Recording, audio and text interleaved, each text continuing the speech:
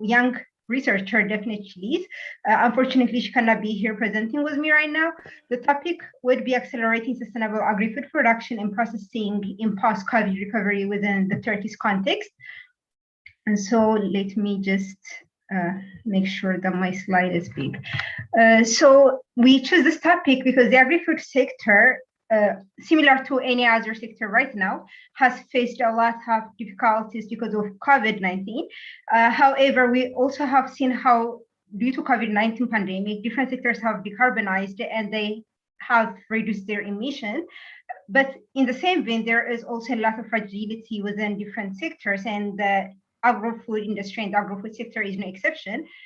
So the agro-food sector emits an estimated amount of 13.7 billion tons of carbon dioxide, equivalent of greenhouse gas globally. And during the COVID-19 pandemic, the greenhouse gas emission due to the sector has reduced. However, food insecurity and food access has increased rapidly. According to data by the World Food Program and the FAO, it says that around 83 to 132 million people are estimated to suffer from hunger. So this is a very huge issue. And in the case of Turkey, surprisingly, there has been an increase when it comes to the data, when it comes to agro-based exporters and also the agriculture industry, both by 4% and 6.3% respectively. So this was very interesting to us, and what we decided to do were to look into different researches that have been done on this topic and to also kind of select the themes that are constantly discussed, but also to identify if there are missing points, blind spots, missing perspective, in order to present a perspective that could be explored farther and wider. So as you can see, the methodology that we use was, first of all, we use Google Scholar and Web of Science database to look into articles. And also we use two journals, the Turkish Journal of Agriculture and Journal of Agriculture and Food Research.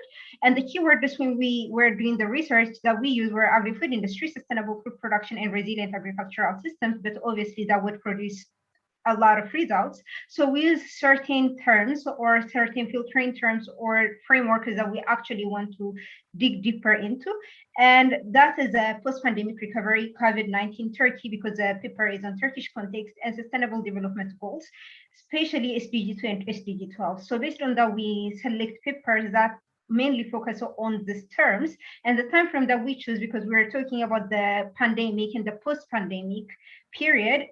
So we use the time frame of 2019 and 2021.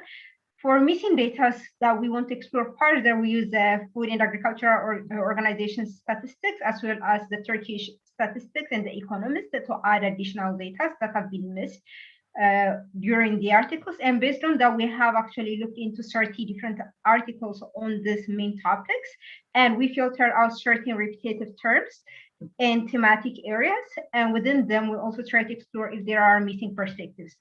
So the main topics, like in the previous I think presentations, but also during this whole day conference, we also have seen that the Sustainable Development Goals have three main aspects: the economic, the environmental, and the social. And sustainable agri-food system is an exception. However, we did not look into the economic viability or social equity of sustainable agri-food system, because that would be very broad. However, we look into the environmental soundness aspect of it. But does not mean that these two topics are also isolated. They're still part of environmental soundness, but they're not the main focus areas. And these are the themes that we have identified being repetitive throughout the different articles and literatures reviewed. So food waste and food loss have been a very prominent topic. There is crop yield circular economic model, but main importantly, bio-based circular economy, food security, and smart agricultural technologies. And within them, there are the sub-themes. So the sub-themes are also related to the SDG 2 and SDG 12. So we look into the targets and the indicators within them. We see the synergies, and we look into the trade-offs within the post-COVID-19 and the COVID-19 context. Yeah. Okay, so food loss and food waste is a very important topic, because as I have said, food insecurity has become an issue during the COVID-19 pandemic. And food waste is directly integrated within the different targets, such as target 2.4 and target 12.3, but it's also indirectly related to target 12.2, 12.5, 12.6, 12.4, 12.8, and 2.8. So it's very broad. approximately 1.3 billion tons of food is wasted globally per year, and that's a very big amount. That is about 1/3 of the food produce. So that's a very huge loss, and it also have a high GHG emission as a result. And that is also the same for Turkey. Turkey's estimated food waste is around 60 million tons annually, and it also have its own material footprint, including carbon footprint, energy footprint, water footprint that comes along with that. So this goes back again to resource efficiency, and that is also why I think most papers focus on food loss and food waste. Economically as well, it has a huge impact. And within the COVID-19 pandemic context, what is very interesting to see is sustainable consumption and sustainable production. They have two very separated or different results in a way. During COVID, the consumer habits have been improved. Consumers mainly go and buy fresh food that they can actually cook instantly, or like highly preservable foods that they can use for a long amount of time. They don't buy processed food, or they reduce the use of processed food due to their nutritional value. And as a result, food loss and food waste have reduced from the consumer side. However, there has been a spike in the production side when it comes to food loss and food waste. And because of the COVID restriction, farmers could not harvest most of the food that they have produced, and that has resulted in food waste as well. So that brings us again to crop yield. And in crop yield, we say that for Turkey, there has been an increase. And it was very interesting to see. So we look into the different policy measures that Turkey has been implementing. And these are the four main policy measures. The first one is the development of plant production program that mainly focuses on utilizing abundant agricultural land. There is also the 2019-20 to 2023 strategic plan of the Ministry of Agriculture, and that has 7 strategic plans, and one of it is food processing and food production, and the other 2 focus on organic agriculture and implementation of organic agriculture by reducing food wastage. So we look into these policy measures, but interestingly, the literature that we have reviewed or the articles that are out seldom discuss the policy measures and the impact that they have on the crop yield, or whether the increase in the crop yield is due to these policy measures and their implementation. So we think that is a very big missing spot and a missing perspective. So this is why we say, as I have mentioned, crop yield in 2019, there was a bit of reduction in Turkey, but then after that in 2020, there was a huge increase. And this is still not yet fully discussed on how this has been attained during the pandemic. Then following that, we also look into circular economy. That is a very also big topic, especially when we talk about food waste as well, and food utilization and resource utilization and reuse as well. So there is a huge emphasis on the transition from linear economic model to circular economic model. And within food waste, there is the utilization of bioactives. It can be phenols, it can be cartonized, it can be digestive fibers, and to utilize them from agri-food waste, mainly citrus waste, for example, to produce value-added products. So it can be nutrition. There are so many other value-added products that we can use from the food waste, and it's the same thing with food processing and also the adaptation of non-thermal technologies, for example, in the food processing stage, and it can be the adaptation of cold plasma. And life cycle assessment is also something that have been mentioned a lot, and it's because it would help us identify the environmental hotspots. So a lot of papers also focus on how to implement life cycle assessment on the food supply chain. And within Turkey, one software that have been heavily used is the food carbon scope, according to the researches and the literature reviews that we have analyzed and assessed. And finally, we also can discuss circular economy from the perspective of soil fertility and better soil quality, soil improvement.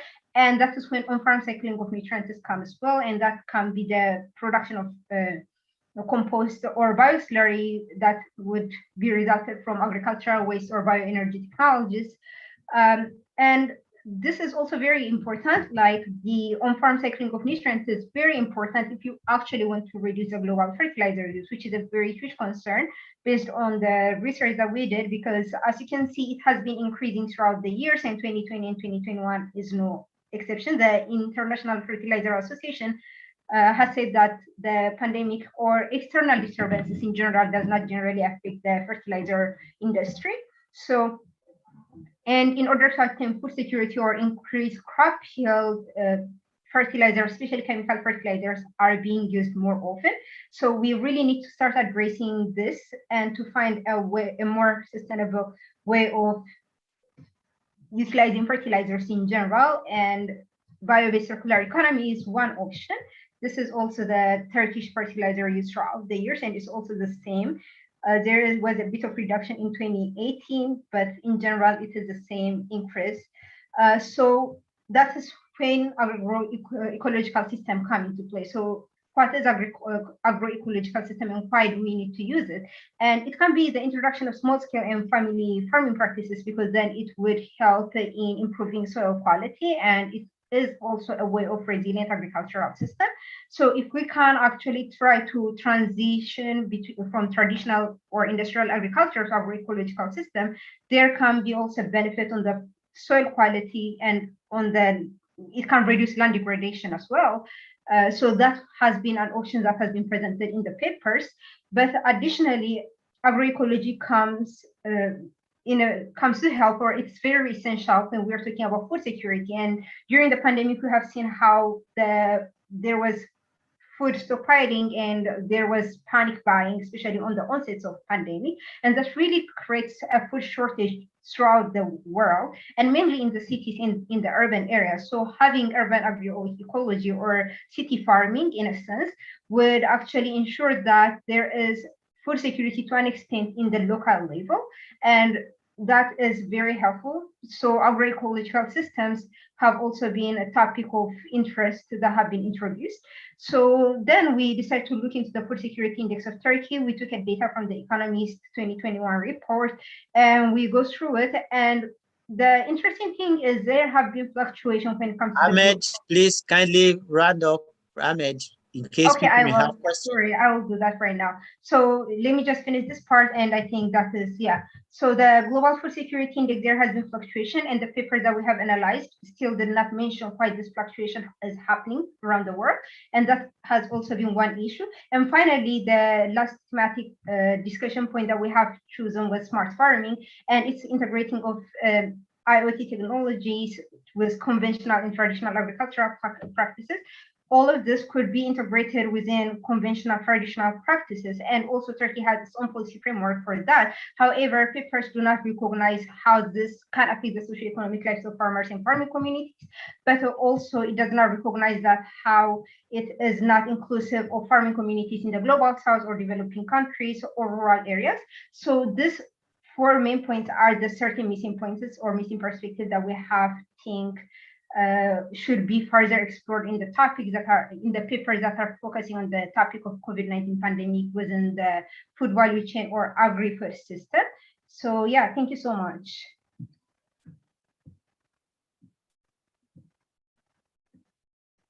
All right, thank you. The floor is open for questions for Ahmed. Yasin is already applauding what you have presented, and of course, others are doing that. Question? Okay, thank you so much, Ahmed, for your presentation. Thank you for the graphical information and the content. We're very grateful. Next is pronounced very well. Please, Suzanne, please, next presenter. Maybe my pronunciation. Yes, hello. Okay, over to you, please. Hear me? Okay, just we can hear you, please. Share screen. Can you see now? Is it okay? Yeah, we can see you. See your screen. All right. Thank you. So just to make this. I'm Susanna Kasovska-Georgieva from North Macedonia.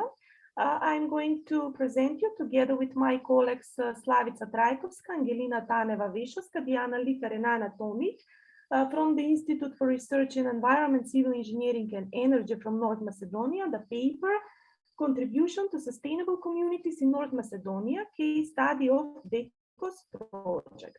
So the project was about the green skills and the green economy. Green skills, also known as sustainability skills, they are related to knowledge, to technical skills, to values and attitudes, attitudes needed by humans to develop the sustainable, just to make this, outcomes in business, industry, and communities. So green economy is much more than an economic growth agenda. It is an opportunity to advance both sustainability and social equity as functions of a stable and prosperous economic system. No strong structures exist for dealing with sustainability as a cross-cutting concern in the education and training in North Macedonia and many other European countries. There is scarce knowledge about climate change, environmental pollution, and risks from the climate change. Also, they are the main issues that the government in North Macedonia should approach in order to create more green economies in the future.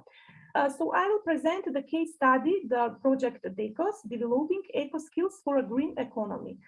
This was Erasmus project implemented 2018 to 2020 by 5 European countries, partner organizations from 5 European countries, from North Macedonia, Austria, Finland, Slovenia, and Romania.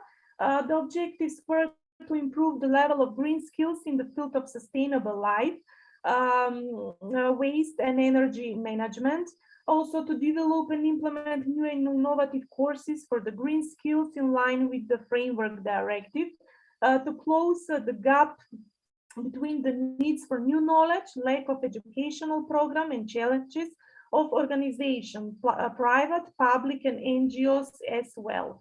Also, we provide a knowledge for green skills on personal and organizational level. So this program was in order for professional skills to remain competitive in a global workforce and succeed in the future career. Also, we selected the 3 modules for the educational program. We implemented the program with 15 trainers from 5 project partner organizations. The participants were 200 participants from 5 European countries. We made 6 dissemination events, also evaluation. The target groups were the adult learners from private sector, representatives from NGO sectors, and representatives from public sector as well. So we had 3 modules for sustainability and cleaner production, waste, energy management, and energy management. Each module consists of pre-course, course, and post-course. Also, we had online training sessions with online and face-to-face. We implemented a platform on 5 European languages. At the end of this program, we made a research on what was the contribution to the sustainable communities in these countries, and I'm going to present the results for North Macedonia. So we made a questionnaire of 7 questions, and we passed to all 25 participants that were on this program. The first question: what impact the program had in your personal life? All the participants answered that they had a large positive effects from the private and public institutions, as well as from the larger and smaller communities. What impact the program had in your professional life? 52% had a large impact, 36% said medium impact, while 12% answered that they had small impact.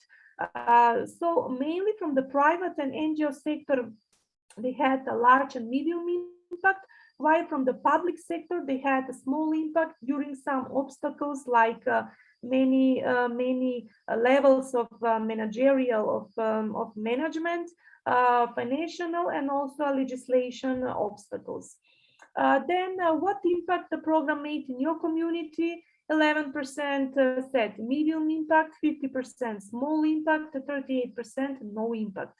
So the small communities, they had a small and medium impact, while the large communities, they mentioned that they had that the program had no impact because of some obstacles like low awareness for the sustainability. Do you apply the knowledge from the program in your personal life? All participants applied again knowledge from the private and the public institutions, as well from the larger and smaller communities. Do you apply the knowledge from the program in your professional life? 15% said that they do not apply the gained knowledge, while 84% said they apply the gained knowledge, and the public sector could not apply easily this knowledge because of some obstacles, which I mentioned: the legislation, the many levels of the management, also the financial obstacles, while the private and NGO sector, they could apply more easily this knowledge. Then, do you apply the knowledge from the program in your community? 19% could apply, 80% could not apply. Mainly in the larger communities, they could not apply because of the low level of awareness for the sustainability. Do you think that the program of green skills is beneficial? All participants mentioned that this is highly beneficial for individuals, organizations, and community, from the private and public institutions, as well as from the larger and the smaller communities. So the conclusion and from these results of this, we can say that the concept of sustainability in today's life is raising awareness for sustainability and green skills. Although it is possible, it's very difficult on macro level. Raising awareness on personal level is less difficult than raising awareness on institutional level. Raising awareness on community level is the most difficult process and needs special strategies and frames from the public institutions and public authorities. Then changing culture on organizational and community level is very difficult, needs a lot of many strategies, frames, long-term visions, and plans from the authorities. Implementation of the knowledge for green skills is more difficult with the participants from the public sector than those from the private sector. Impact in the smaller communities is higher than the impact that can be made in the larger communities. And of course, this is a small step in the process of contribution to sustainability and green economy in North Macedonia and Europe. And of course, further studies in North Macedonia are highly needed, and more focus would be on increasing awareness and encouraging the widespread of green skills. Thank you for your attention. Oh, thank you so much.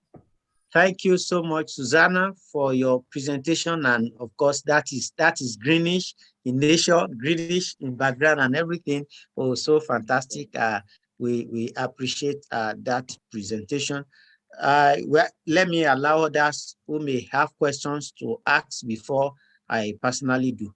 Please, the floor is open.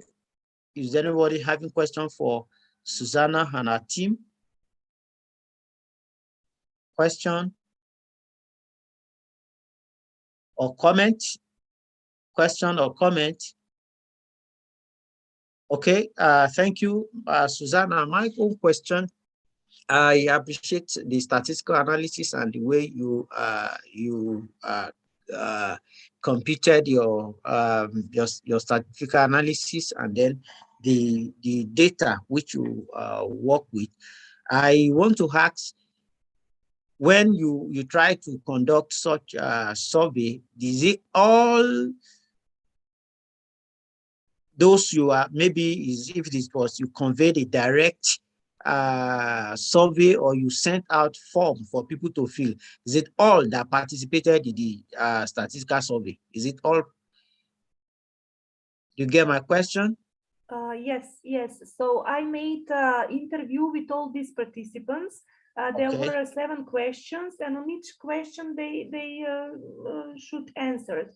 And after that, I collect all this data. So the conclusion from this interview, from this questionnaire, is actually this presentation and this small research, which is actually, let's say, a small step in making more sustainable the community in North Macedonia. This term is still not very known in our country. And also this project, DECOS, which is Erasmus project for the green skills, was something like a small, let's say, step in making more sustainable the communities and the individuals on individual level, on organizational level, so in the organizations, and also on macro level, on the level of the community.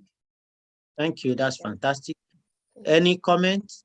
Okay, now next, on our list. Sorry, Courtney Wright supposed to now make a presentation. Sorry, Courtney, for coming behind schedule. Courtney Wright, please, over to you. Please. Hi, I'm here.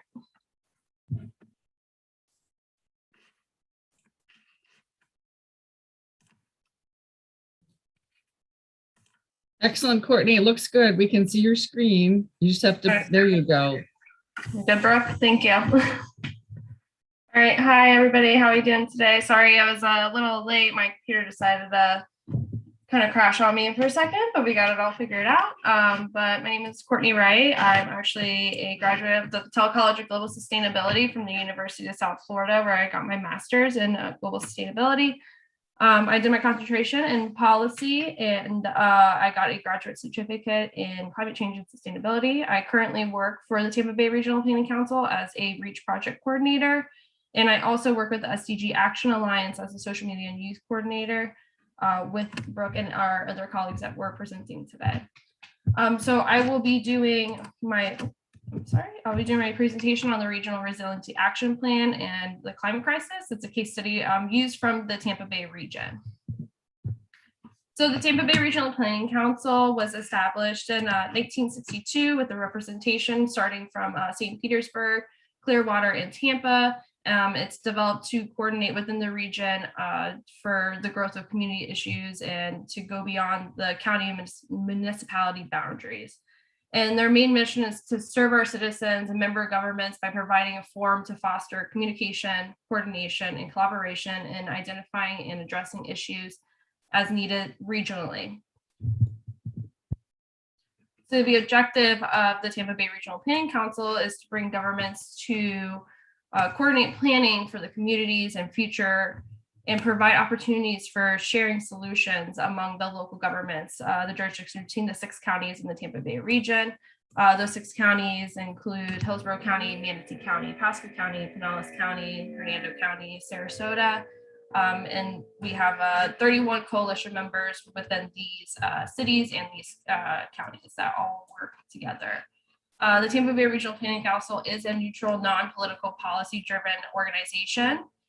They work closely within policy and climate action to allow the integration of both for an understanding of how each are used together, and how to develop skills used to create extensive detailed work and collaboration efforts. So they're currently still in the process of working on, and I actually helped work on this during my internship with them during the summer of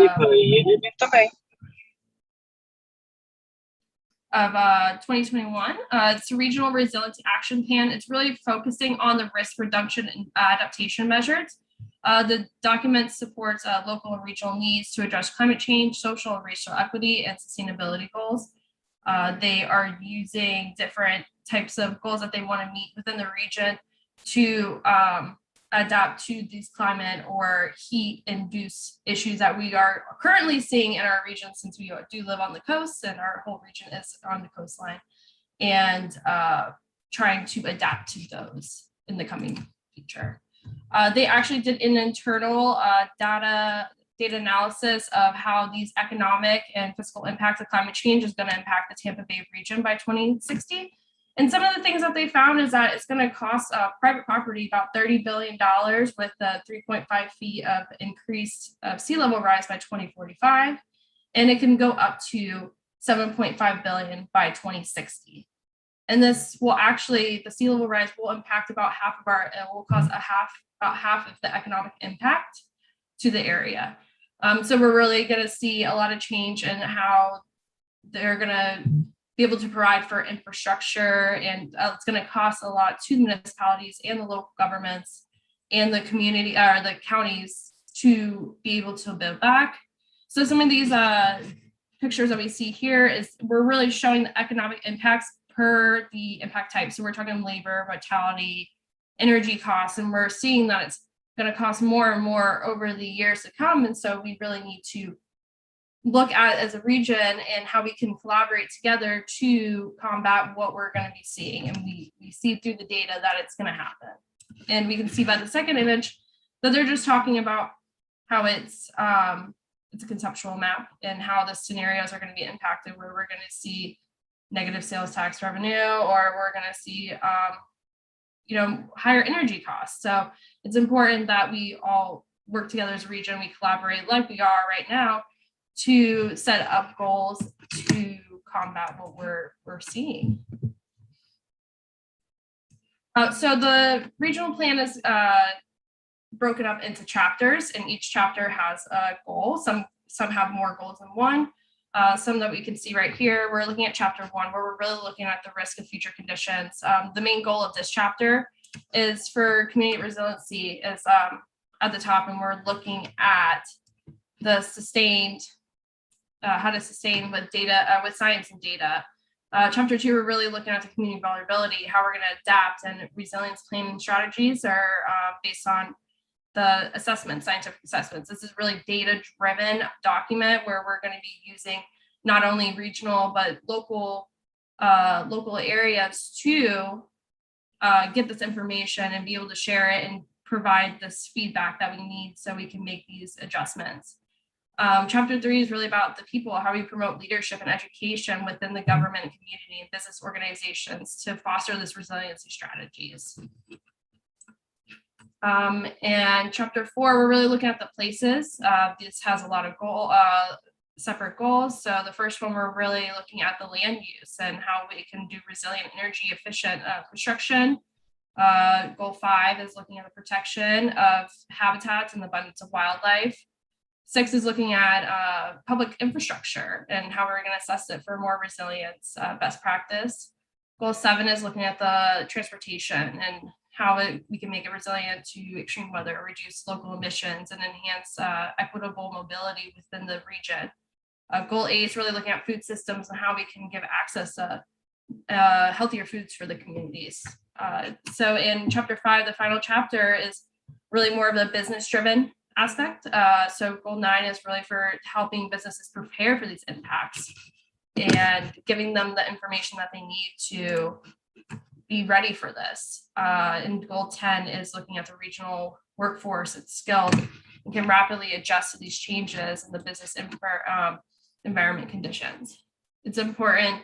What we really were focusing on right now is how it's important for the regional goals to within a sustainability assessment and reporting platform that's already in use, that's by the UN SDG goals and lead for cities and communities.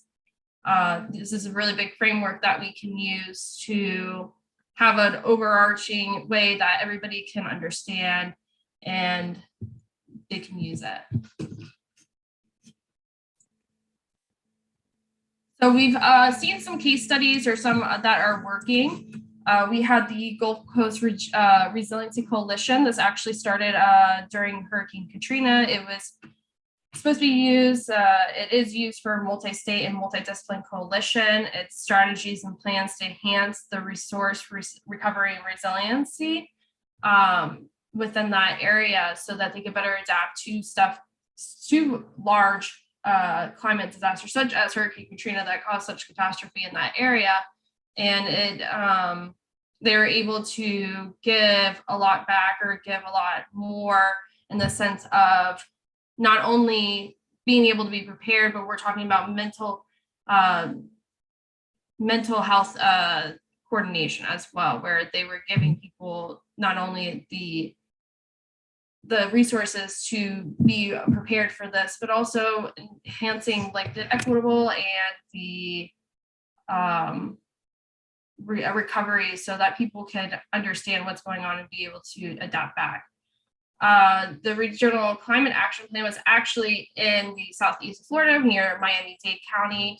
And this is one that we've actually worked close with through the Tampa Bay Regional Planning Council. And they've been published since 2012. And one of the great things that I like about this is that they do an assessment every 5 years.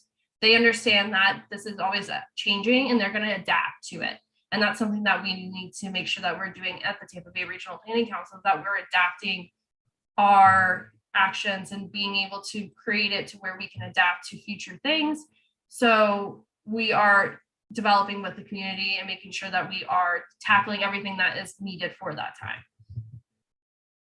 So one thing that's in process is we are They just recently done a presentation on how we are going to align LEAD for cities and communities with the UN SDGs. And it's important because there are 130 certified and 250 registered cities and communities for LEAD through the globally. So that is a large framework. And actually the city of Tampa, which was a presentation earlier, I believe it was earlier, how they are already doing it. So it's important that we are putting this in this big regional plan that we want all of these counties to adopt to in their own plans, or be able to do that and have that framework, and everybody is on the same page of how they want to adapt to it.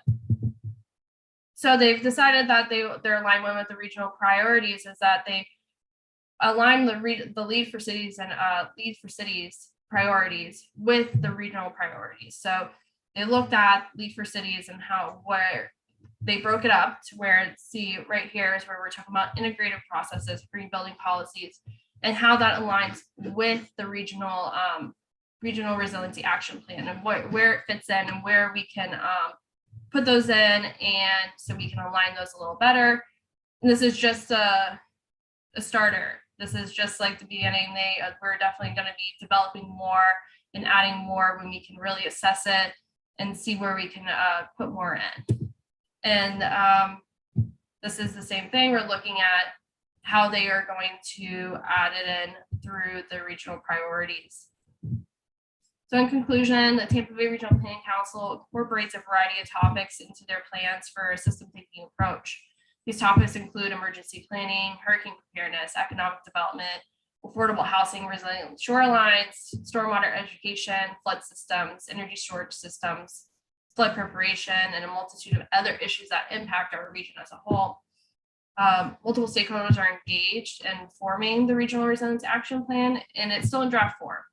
So we're continually adapting to it. We're continually changing it or getting feedback. We continue to do workshops. So educators and people that are experts in the field are giving us information. So we are preparing the best document for our region, no matter what. And we're trying to make sure that everybody will be pleased with it. Further alignment with the UN SDGs and goals for the Regional Resilience Action Plan will be carried out actually by the SDG Action Alliance. And we're really excited to be able to help and be able to really sit down and look at it and give our best feedback. So I appreciate your guys' time. I definitely want to give a lot of acknowledgement to Dr. Brooke Hansen, CJ Reynolds, and Kara Sierra, who work for the Tampa Bay Regional Planning Council, and also the staff that works at the Tampa Bay Regional Planning Council. Thank you. Right. Thank you so much, Courtney, for your beautiful presentation. We do not know if we have questions for Courtney. Please do ask on a TBRPC presentation. Very nice one from University of Florida. I think I get that. Please, questions for Susanna? Questions or comments? I quite appreciate the beautiful job. Thumbs up to you. Thank you so much. Nana Nyanko, please, over to you, Nana Nyanko. Why we'll be expecting Angelina next for our presentation. I learned Olagba yet to present. So please, Nana Nyanko, over to you, please. Okay, thank you very much, sir, for the opportunity.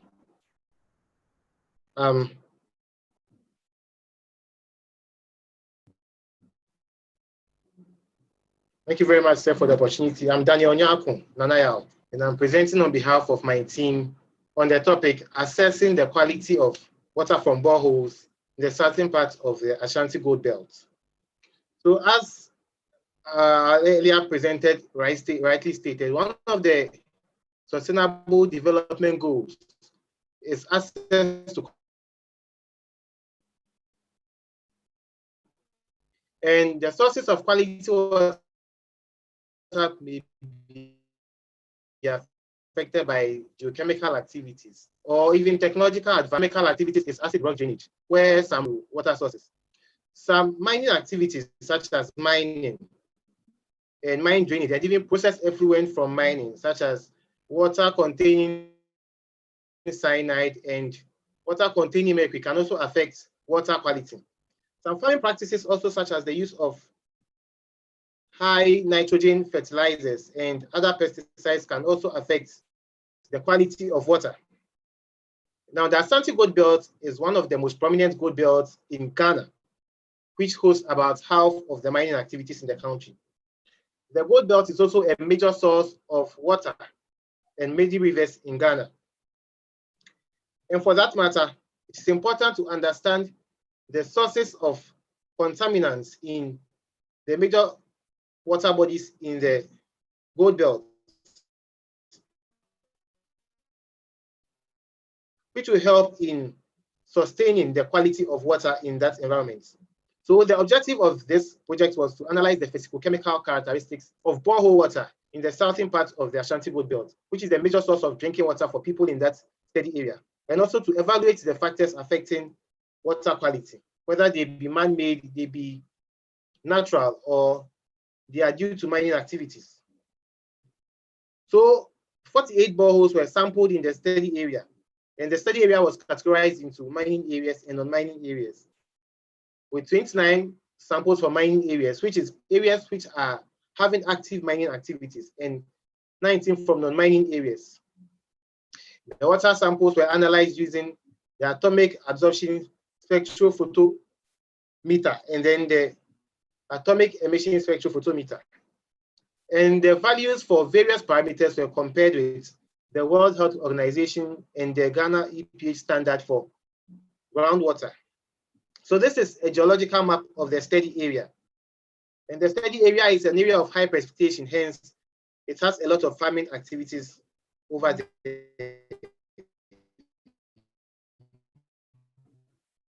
So these are the findings that were made. Now for physical parameters such as pH, it was observed that most of the boreholes had low pH, and this can be mainly attributed to acid mine drainage, which is due to mining activities, and acid rock drainage, which causes leaching of acid into the various water bodies, which leads to low pH. Also,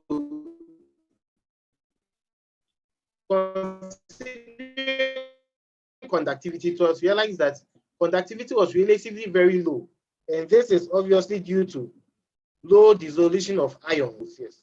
Now, considering some heavy metals like nickel, it was observed that there was a few exceedances of the threshold of nickel in some non-mining areas, and considering chromium, there were a few exceedances in mining areas.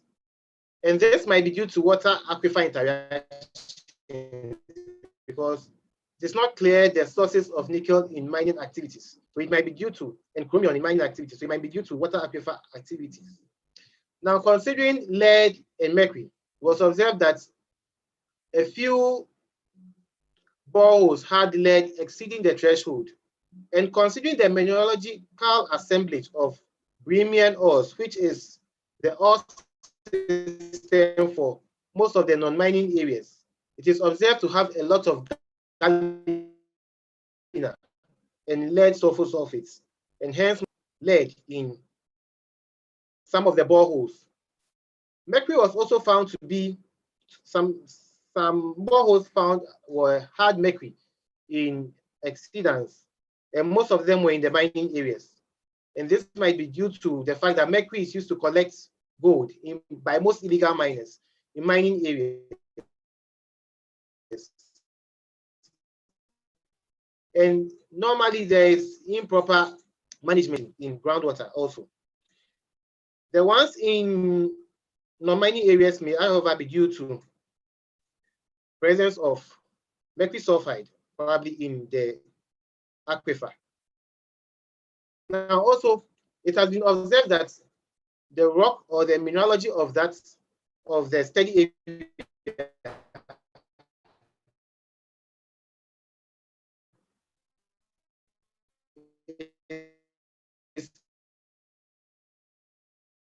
has a lot of manganese and iron in that area, and is the reason why there's even the Ghana Manganese Company in the study area of manganese and iron in most of the parameters exceeding the threshold. So these are percentages of parameters that exceeded the threshold, and we are comparing that of mining areas and non-mining areas. And observing the various parameters here, it can be observed that parameters such as pH, iron concentration, and nickel concentration, and even conductivity had higher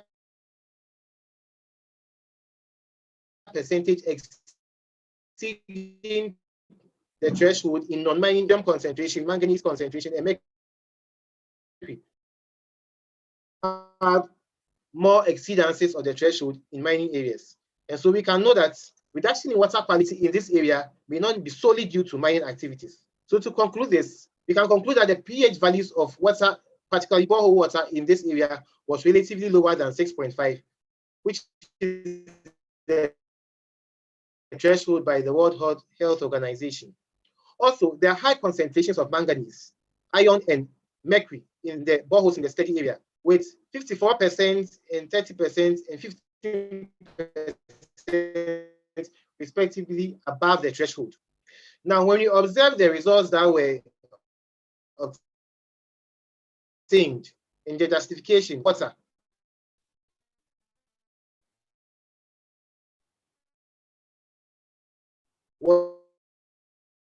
was reduced due to geochemical interactions. However, low pH and high mercury levels is due to mining activities, as I explained earlier. The low pH in water, particularly in mining areas, was due to mercury used to collect gold in those areas. So it is therefore recommended that there should be regular monitoring of boreholes so that the necessary remediation can be in this area.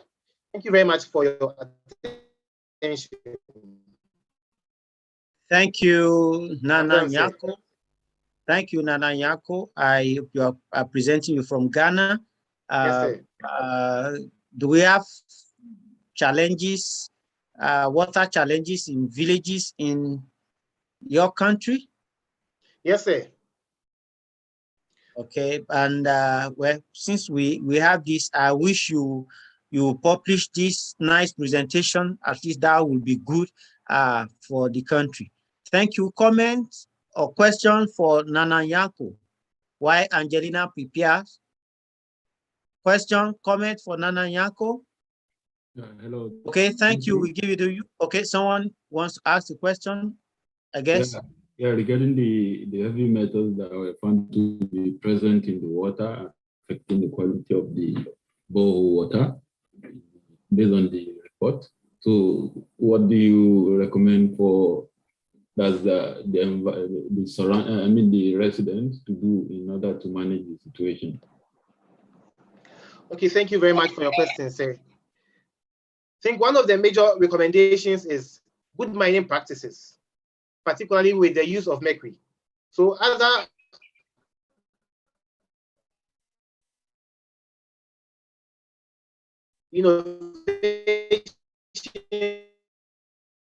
have been put together. For example, the use of direct smelting to collect gold rather than the use of mercury. And one major issue is adherence. Hence, the government is also trying to help in adherence. However, from this particular work, we realize that pollution is not just due to mining activities, but also due to geochemical activities. So certain biological high levels of some of the components which were found. Okay, thank you for answering the question. Angelina, over to you. To answer the question well. Angelina, over to you. Thank you for the opportunity. Thank you. Yes. Good evening, good afternoon to everybody. I would like to say that I'm very glad that we are now here, and thanks to Zoom and to this opportunity. So in a way, we have this experience to be connected in a different way, because we are now inspired to find ways to live with what is the new reality. I would like to present our paper that we have on the topic, is it possible? So what we had as experience in our institute, together with other 4 partner institutions, is to create a program for sustainability leaders. And today I would like to present the findings of our question that we started with the program at the beginning a few years ago. Is it really possible, and how to make it possible to have and to build and to enable, inspire sustainability leaders?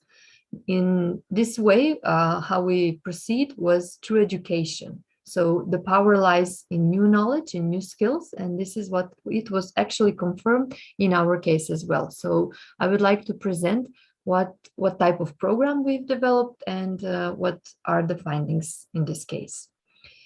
The first reason actually why we started with this program is in order to examine the process of creating sustainability leaders. And as I said, this was the case where actually we created and implemented an educational program.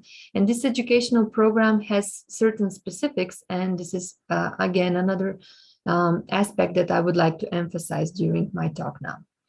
So our research was to assess the short and the long-term impact of this educational program called Sustainability Leadership, and it was implemented in 3 countries for around 50 professionals.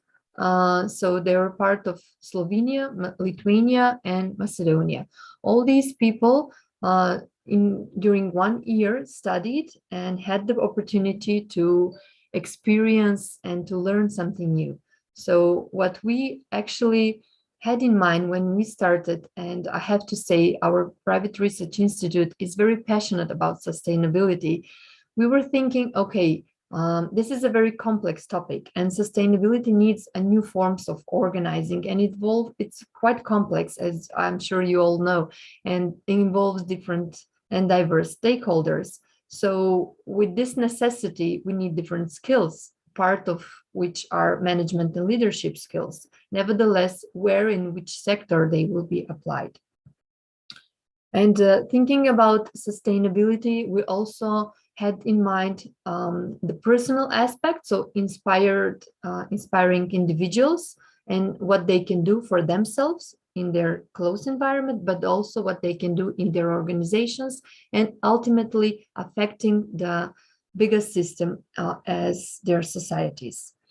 Very often today we speak about new business models and how this is quite important, or we're talking about sustainable production and sustainable consumption, but somehow even before that, to make the right decisions, to make the responsible decisions, this leader, nevertheless, if it's a formal or non-formal position that this person has, needs to have all these requirements satisfied.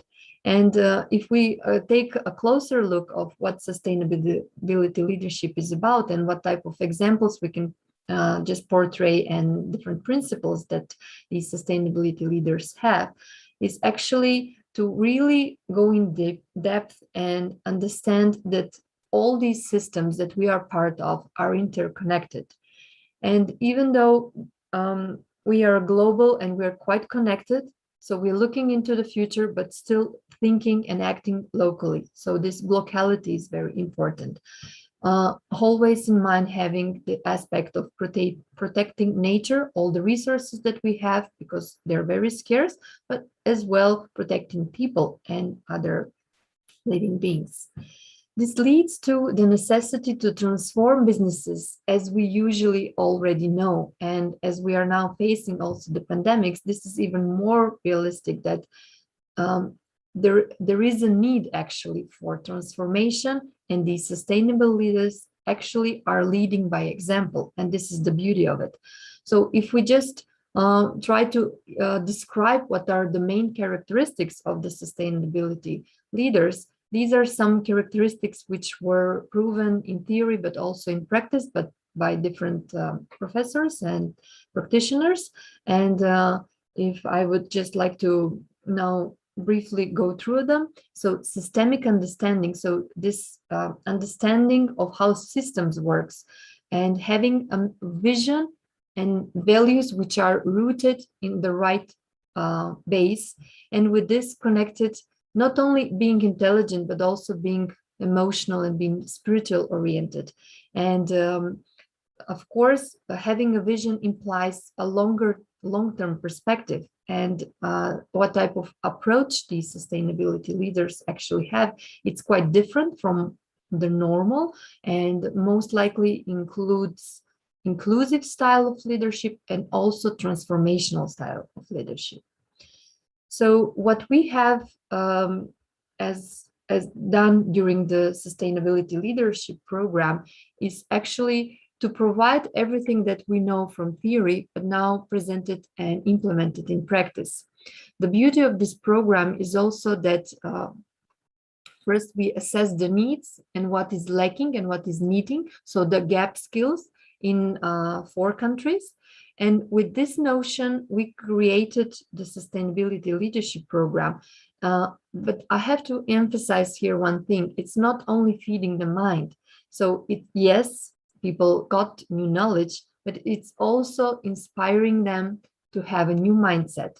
And especially importance are put our different soft skills, which leads to the capacity to actually, I would say, open their hearts and really have a big and bold vision. So this is what is needed. So they be courageous and they lead by examples. And now, during this program, we had the opportunity to be recognized and funded by the Erasmus Plus program. And as you see, the acronym of the project was possible. And with this, we also wanted to convey the message: why is this really needed? The program was developed for duration of 1 year, and it was on a level of a master program, even though it was not accredited, but this is the way it was structured. So it led to strengthening the quality of higher education, and with this, just providing a higher level of excellence and attractiveness. If I can just conclude this intro part, that the sustainability leadership that we are looking at is aiming really to create a healthy future. This is for our planet, with the mindset, with the leadership skills, and with strategies that are reflecting on personal level, on our economical, society, and of course the environment. If we take a look at what type of subjects or courses we actually offered, when developing the program, we just realized this is a very complex topic. So there are a lot of different courses that we would like to offer. So at the end, what we had as the final version of the curriculum, as you can see on the slide, is that we had compulsory courses, but there were also elective courses. So depending on what are maybe more specific interests and needs of the students, of the learners, they could choose 3 out of 6 from the first semester of the elective courses and 1 out of 2 in the second semester. So it was a full program with a lot of different topics, different tasks. So it was quite intense for the students. And after now a year and a half passed, we approached them again. And with this survey that we've created and the questionnaire, we actually wanted to see, okay, what are the short and what term impact that they had after the program, and now a follow-up afterwards. So 6 individuals received this questionnaire, and we got a response from 22 participants from the students. It was a quite, in a way, short questionnaire with closed and open questions, but it went into these aspects of what is really the benefit and how they see now the impact and what changes they experience because of the program. And I would like to present now very briefly some of the results and emphasize on the findings. So as you see, the effect they experience also on personal and on their working life, and So we're asking whether they had effect or not. And as you can see from the findings, the majority of them even state that there was a very, very big impact that they experienced in their personal and professional life, but all of them are experiencing positive effects from the program. We also acquired whether they are using the knowledge and skills that they've gained from the program, and again asking, is there a difference and how they are implementing these in their personal and in their professional life. And the results are quite positive again, because more than half of them are using the knowledge that they've gained and in their personal and professional life. There were several open questions as well, where we actually asked for different examples and to go in depth, how are they using the knowledge, and to give us different examples of already implemented or in development, different activities, sustainability oriented, but also we asked them whether they see themselves as sustainability leaders and what is their vision for the next years. So as you see, the 90% of them claimed that actually they are in this role already and they see themselves as sustainability leaders. And what was very positive is that they've shared examples where actually not only that they've developed and are now having different lifestyles which are oriented towards sustainability, but they are also serving as role models for their environment. And we got different examples. So some connected to different management, such as waste management or mindful consumption activities, which are they are doing in their personal life, reducing or using or recycling, caring more for the nature, being on the personal level more oriented to sustainable consumption. But also in their organizations, what was very positive is that they're actually raising awareness about the topics. They're building capacities to their organizations, and also at the moment some of them are already in the role of transferring knowledge and transferring experience, being in the role of educators as well, or being in the role of lobbying, so contacting to policymakers and putting on the table the importance of this topic, and with little steps introducing the topic of sustainability in their organizations, but also in their communities. So I would like to conclude that what we have developed and implemented as part of the sustainability leadership program, and with the survey now done, we can claim very proudly and very happily that the students were inspired to rethink and change their behavior, and with this become promoters of sustainability.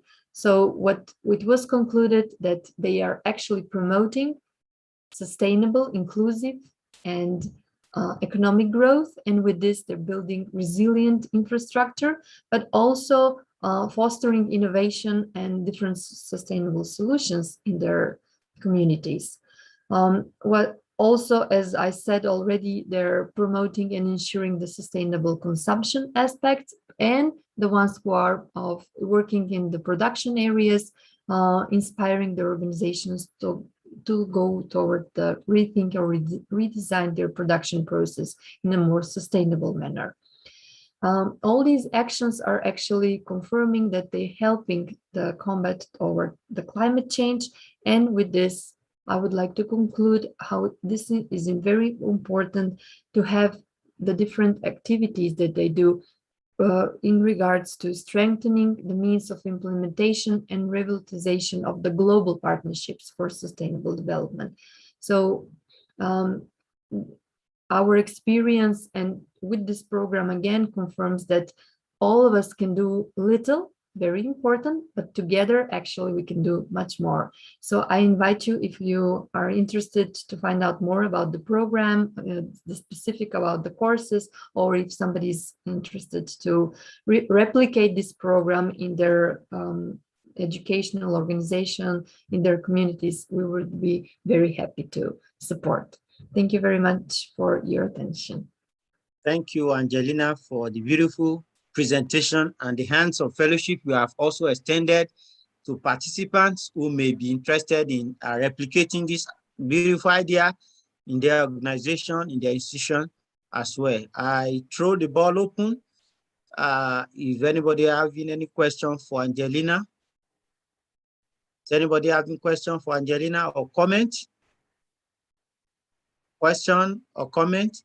Okay, I personally have a question, second to the last slide, where you have the results.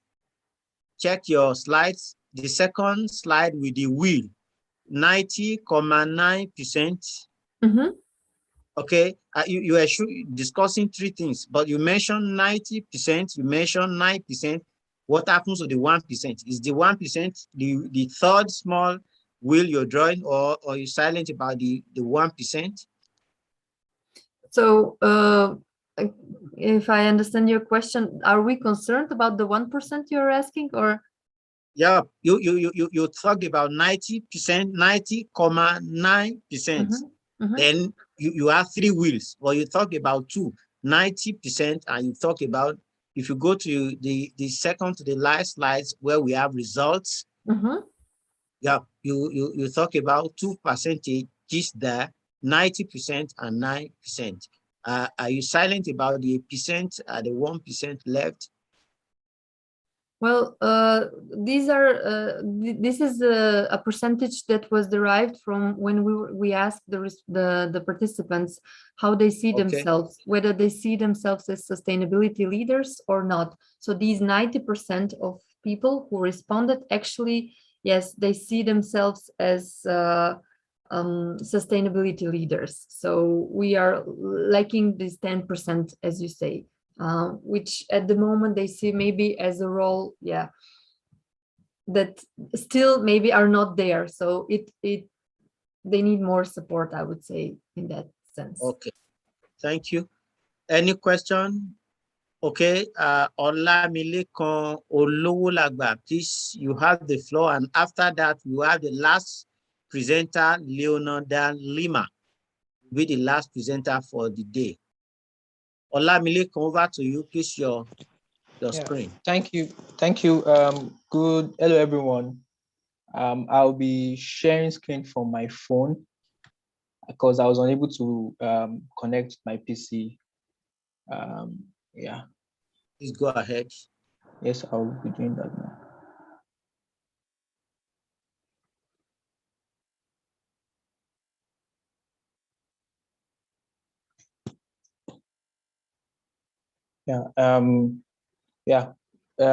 Good afternoon, good evening, everyone. My name is John. I currently study chemistry at undergraduate level chemistry at the Federal University of Technology, Akure. And I'll be presenting on potential for the green leaching of copper from end of life mobile phones. I'm also currently an intern at the Green Institute. So this is a project I worked on with Omalade Richard under the supervision of Dr. Abiodun Aderigbe from the Department of Chemistry, Federal University of Technology, Akure. This is a poster presentation. I will feel free to zoom in to read the content of the poster as you follow me through with the presentation. And also, I've included the reference images at the middle of the poster for accessibility. And also, you can take a picture of the QR code to get and scan the QR code to get a copy of the poster if you're interested. Yeah. So copper is a valuable metal. It's a raw material that can be used directly in its metallic form, and it's used across several sectors and industries of the economy. It's used to produce military weaponry. It's used in communication, it's used in transportation, it's used in construction, and it's used in agriculture to produce fungicides, and it can also be used to produce electronics and gadgets. So because of this wide field of application that copper has, it's known to be a very good economic indicator. And because of the necessity to create even more green and sustainable economies, the demand for copper has increased significantly.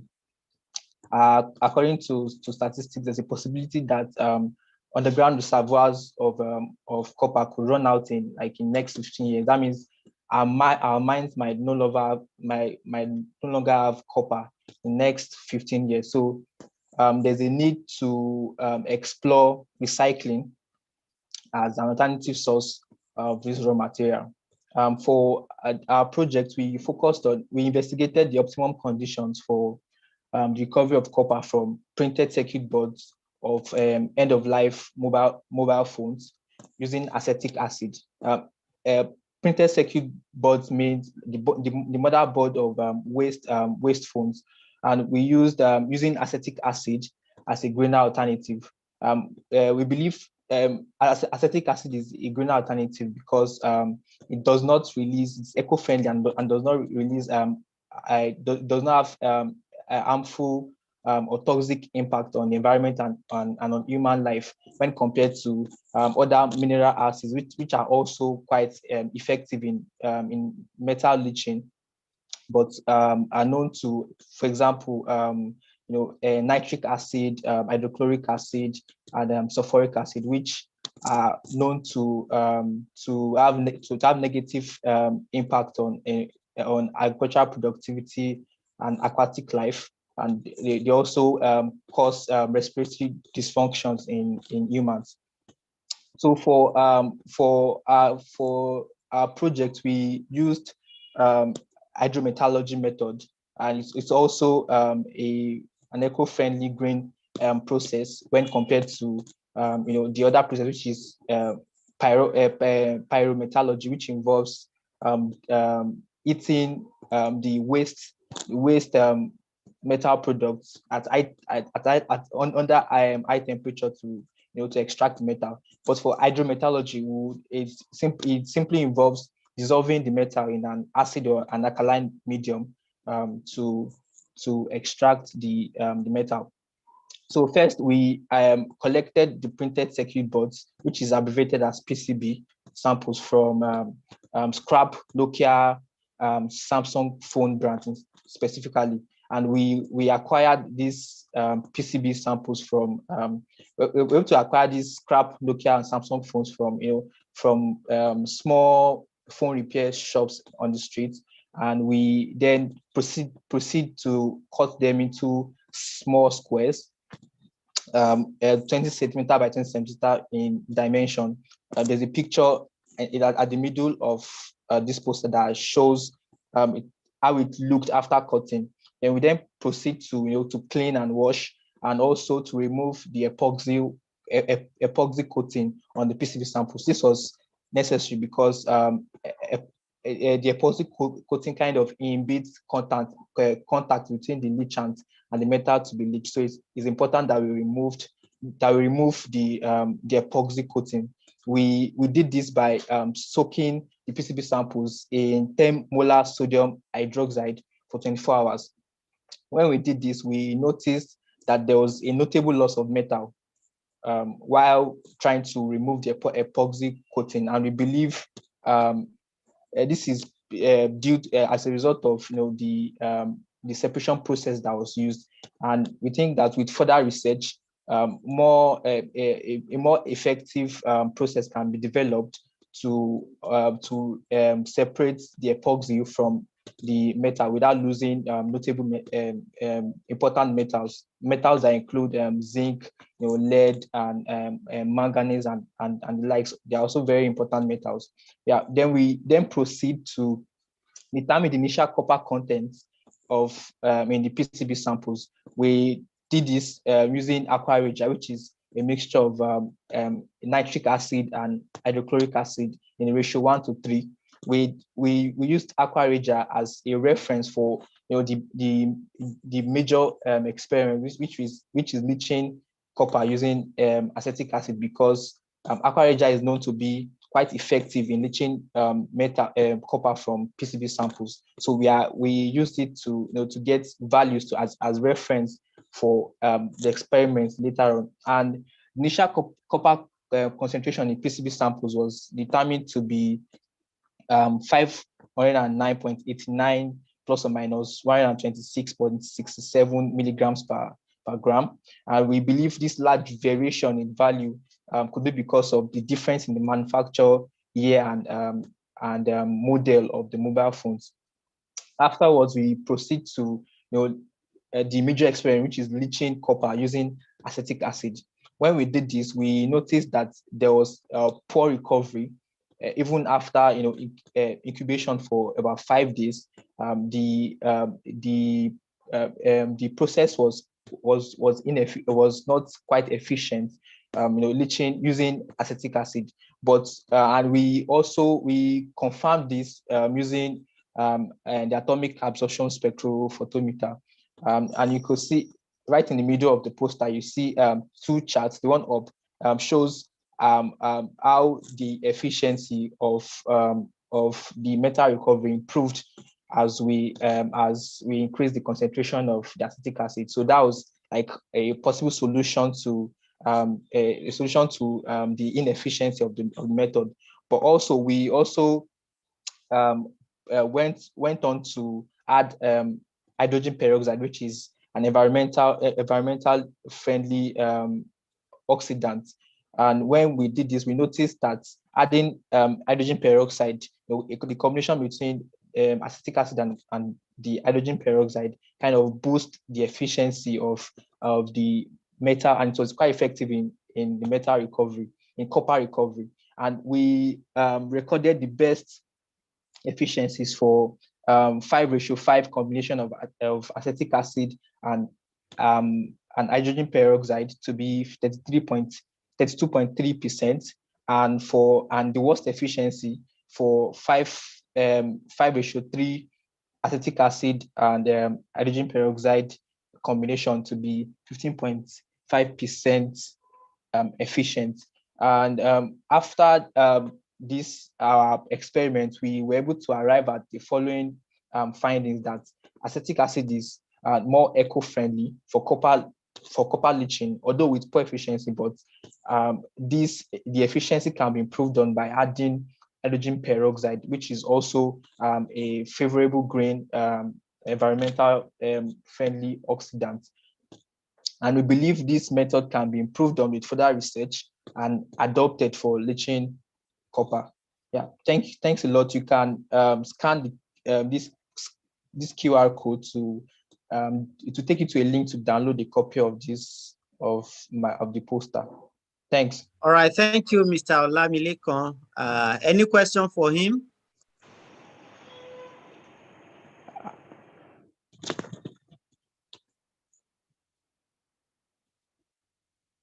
Any questions for Mr. Olamilekan? Okay, if not, Leonardo Lima, you are the last to present. Please, over to you.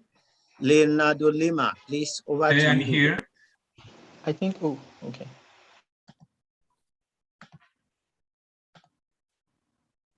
Can you see my screen?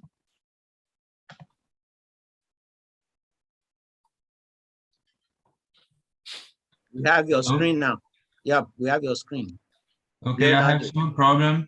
No problem, we can see your screen. Okay, thank you. So my name is Leonardo Lima, I'm from Brazil. I'm work as ESG advisor at Federation of Industrial States of Ceará. And to compose this article, Gabriel Ferdinando, he is undergraduate in environment sanitary engineer. And Lamarca Lopes, she is a supervisor. I am intern at the Green Institute. So thank you, the Green Institute, for this opportunity.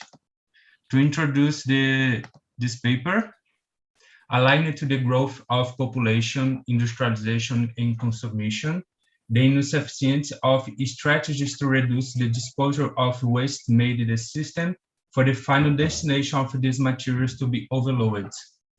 Overcrowded landfills and open-air dumps that are still in operation are part of the reality in Brazil.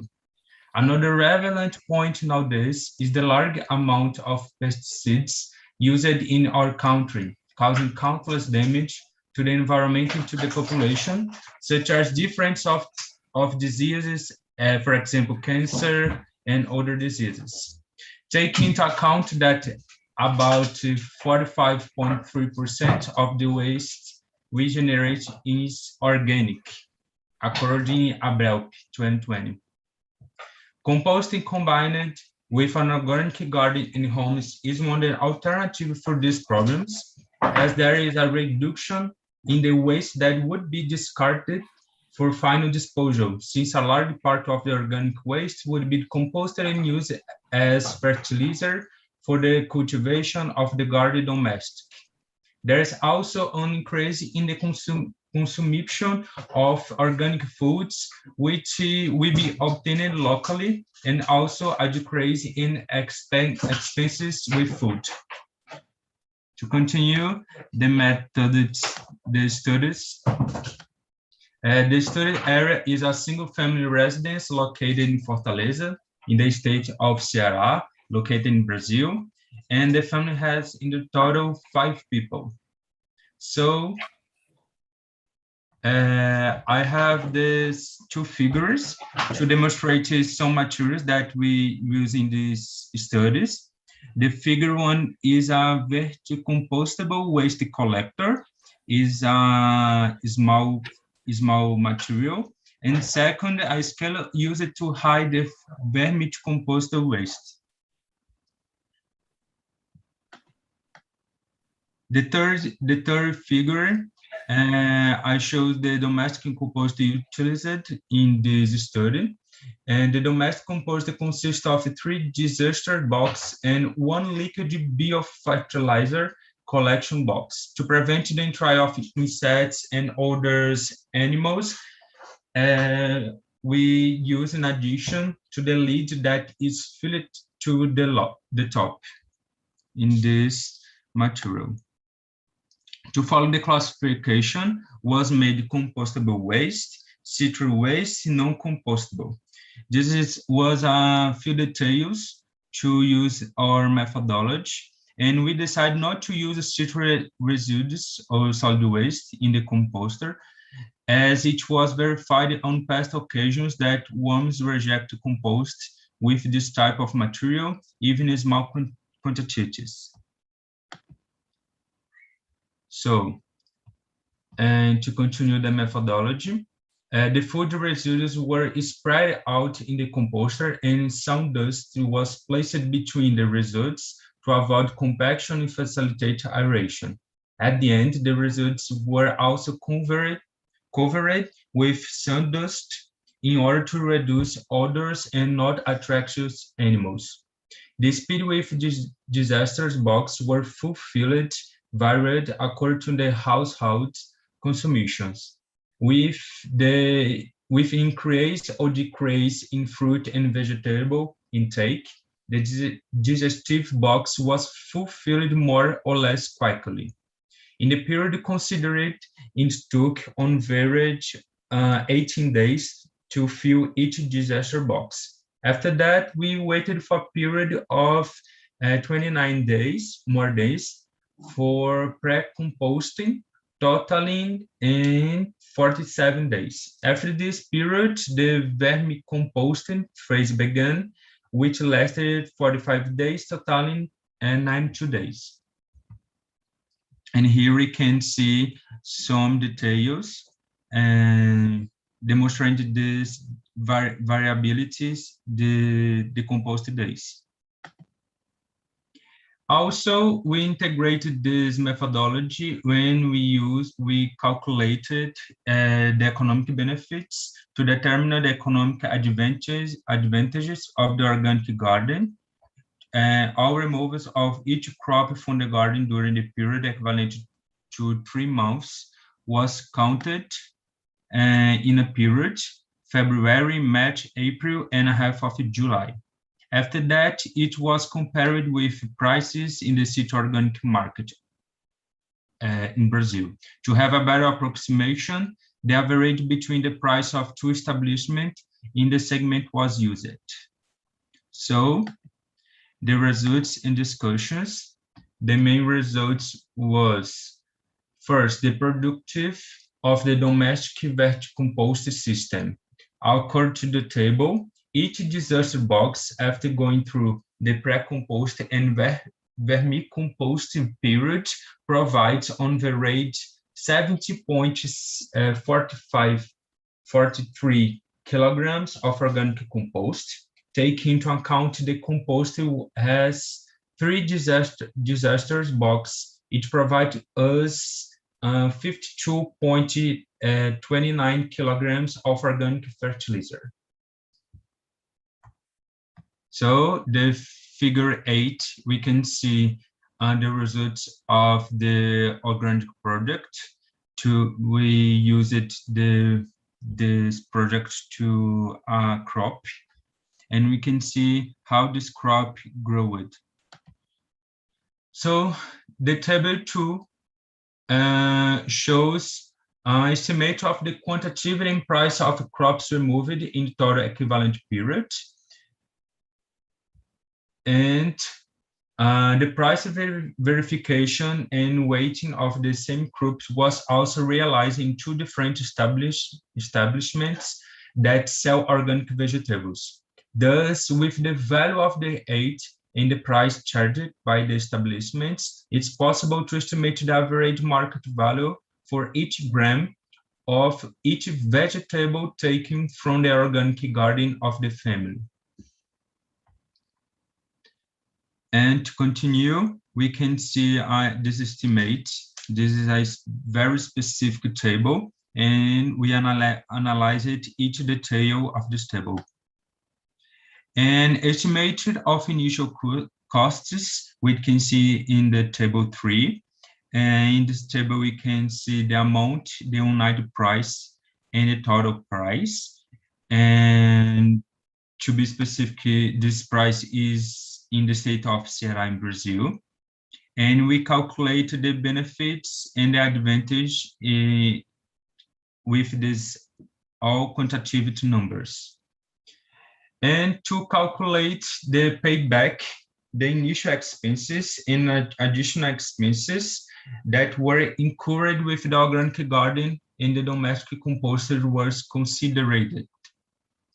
And in the final of the crop, we can see the growth of these vegetables, and we can see that the methodology was used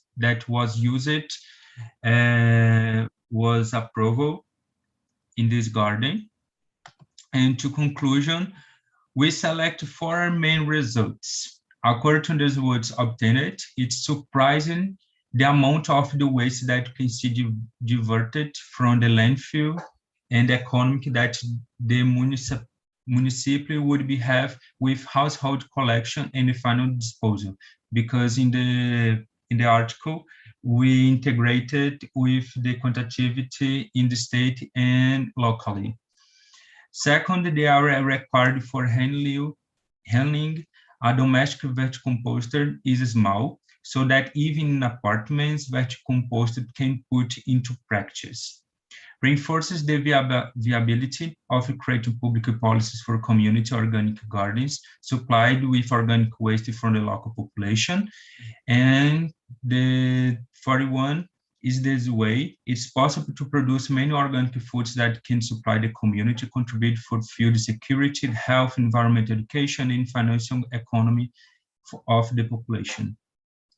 So thank you so much for this opportunity. Thank you, Leonardo Lima, for your good presentation. I know a lot has been done for you to come up with this statistical information. Thank you so much. Any question for Leonardo Lima, the last presenter in the World Sustainability Conference for 2021? Question, comment? Question, comment? Okay, thank you, Leonardo, for the presentation. We want to appreciate everyone, and while we close formally, we want 1 or 2 comments, contributions to move forward. Going forward in 2022, how best we can also reach out and get this. Of course, we've sent out that as many will be interested in publishing, that let them quickly indicate why we prepare to host next year conference. So we appreciate everyone, and a copy of your certificate will be sent to your email. We appreciate all our presenters, all our guests, presenter Brooke Axin, all those who have made one contribution, Iman Abdulbari Ahmed, Iwewe Eme, we thank you. We appreciate Lucia Wiggers. Thank you so much. We appreciate Margaret Ekwa. Thank you so much. We appreciate Rusha and Jane for their beautiful presentation. Thank you so much. We thank Sheila Sullivan. Thank you so much for making it this year. Tio Yegoke and AFO Yegoke, thank for the duo. Adenike Akishemolu and Arijeniwa, thank you for that presentation. Angelina, we thank you for not missing that wonderful presentation. Thank you. Michael, Michael has been so wonderful. He has been with us since morning. Michael, thank you so much for that money. It's not what most of us think. We appreciate. We still meet after. Professor Ofoma, we are most grateful. Thank you for your presentation. Thank you. Sorry, okay. I didn't present my presentation, Ben Rashid Khalid. Oh, wow. I'm waiting, but I didn't. Oh, wow. I didn't present. We had sent out information requesting. We hope that all groups have been taken care of. Okay, we will not want to deprive you. Please, we'll give you the next 5 minutes. Please, while we close formally, please, please kindly, we will allow you to kindly do that right away, please. Okay. Can I? Yes, you can share your share screen. my. Yes, you can share your screen.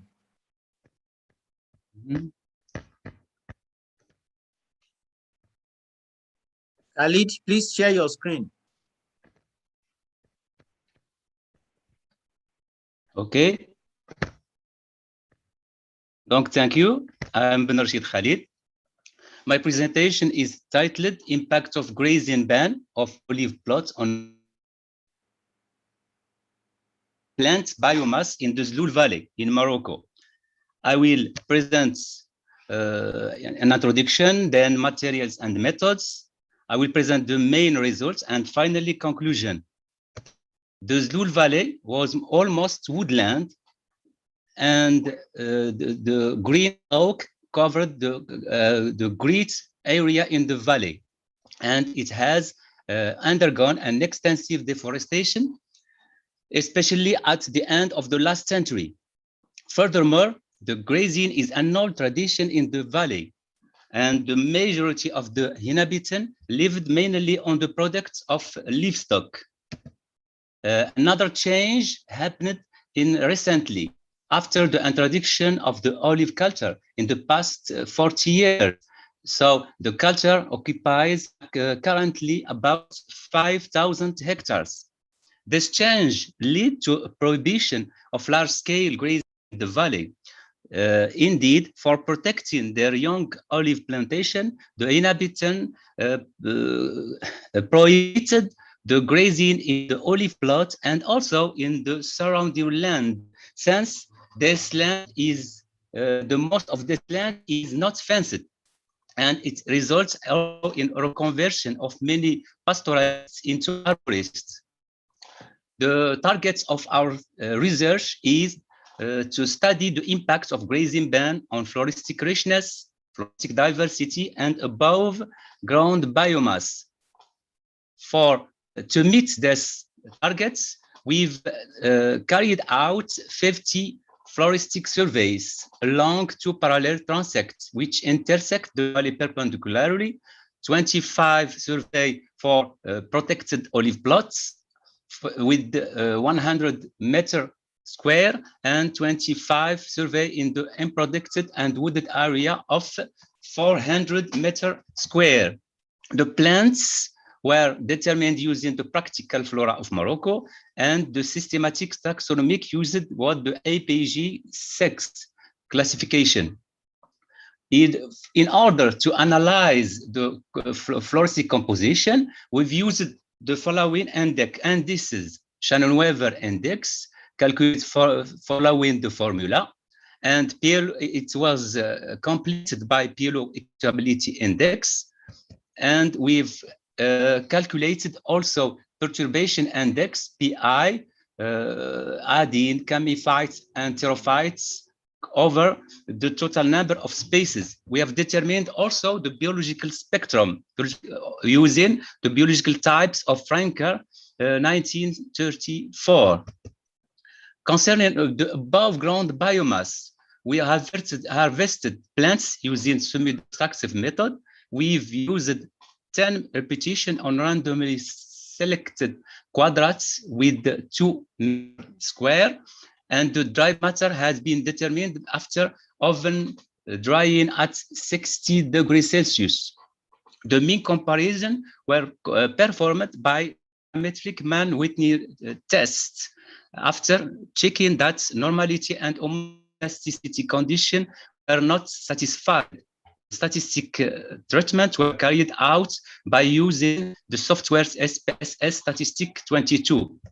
The main results are presented in the table 1. The grazing ban led to an increase of specific richness in the grazing ban olive with a number of 185 species and only 194 in protected plots.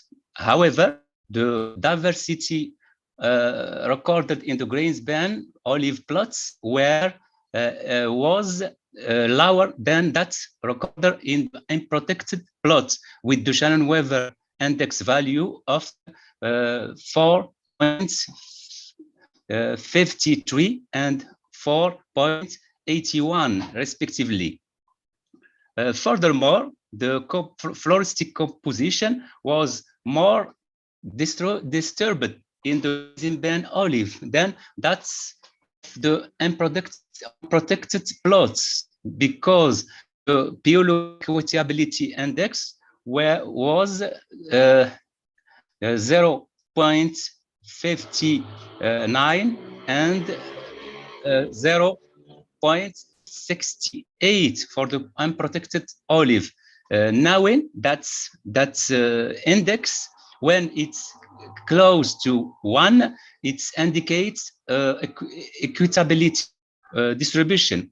And when this index is close to 0, it's indicates the distribution is dominated by one single space.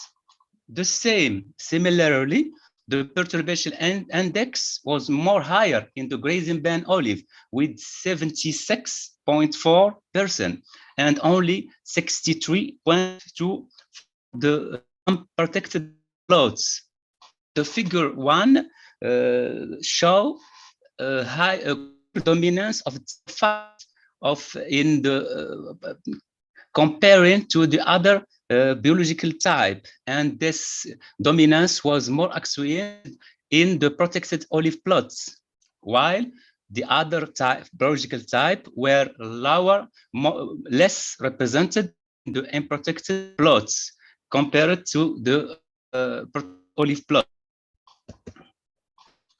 Concerning the high water, the above ground biomass, the table 2 show that the dry water was more higher than that, clearly more higher than that recorded in the unprotected plot, about 3 times higher. And the non-parametric test Mann-Whitney show that it was a significant difference with 5% between the two groups of As conclusion, the interdiction of the olive culture led to the prohibition of grazing in a large area of the Zlul Valley, and it have a great impact on the flora. But this long-standing ban on the graze seems to be mixed, because the positive effect has been obtained for species richness and above ground biomass, but the diversity floristic was lower in the protected olive plots, and the floristic composition was more perturbated. So the impact assessment of the grants can deserve to be further elaborated. In the Zlul Valley presents the possibility of taking into consideration different duration of the grazing ban, localities, and altitude. And thank you very much for your attention. Thank you so much, Khalid. And we are so sorry that your presentation was missed out, and at various sessions we had requested for participants to please kindly indicate if they are not presented. Meanwhile, we want to thank you all for the opportunity, and we ask, while we close now, that let everyone mention your name, your country, just say goodbye in your local language like we have put on the platform.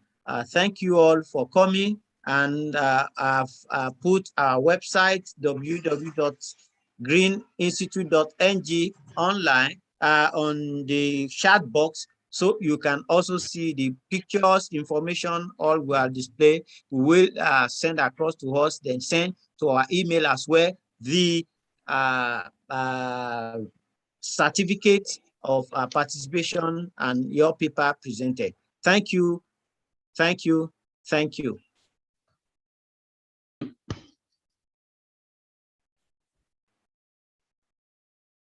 So we want to welcome people. Just say bye, thank you, danke, sukriya, grazie, merci, arigato, thank you so much, and obrigado. From different countries, from different continents, we say thank you so much for your participation. We want to appreciate you so much, and we hope to get feedback from you as well. If there are other things we can do together and things we know that will help us for better conference next year, please kindly, we will be so happy that you do. Thank you so much. We are very, very, very, very grateful.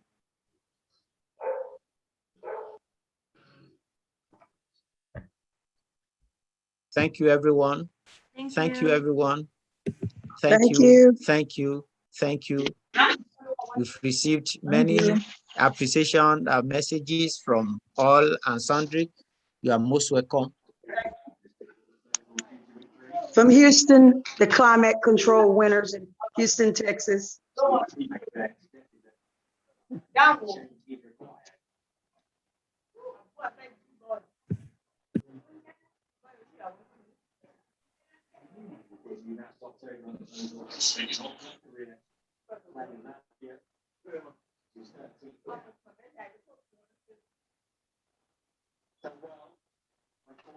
Okay, we have put that on the screen, and then we will have that WhatsApp.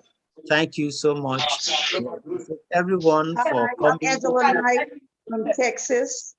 We won the climate control with our mayor in Houston, Texas. Thank you. Thank you so much.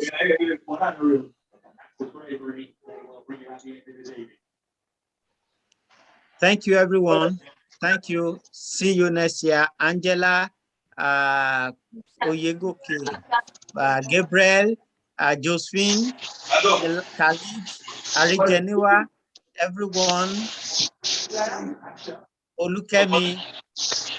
We want to appreciate everyone for making it this year. Thank